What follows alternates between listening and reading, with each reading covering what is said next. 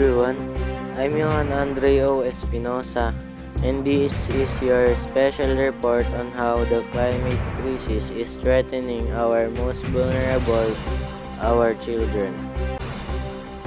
Across the globe, rising temperatures, deadly storms, and polluted air are becoming more common, and it's the children who are suffering the most.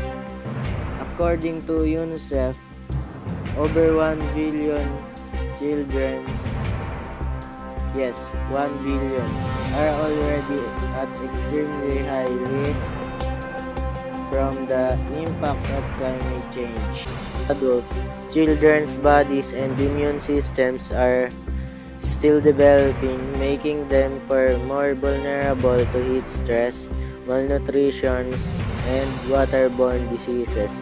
In many parts of the world, young lives are being shaped not by opportunity, but by the growing threats of drought, floods, and fires. Schools are being destroyed, water supplies are being contaminated, and millions are being displaced from their homes, forced to grow up too fast in a world that's changing too fast.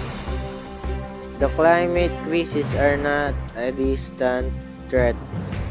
It's a present danger, and children are paying the price for decisions they didn't make. But there's still time. Time for government, leaders, and every one of us to take bold action before the youngest among us carry the heaviest burden.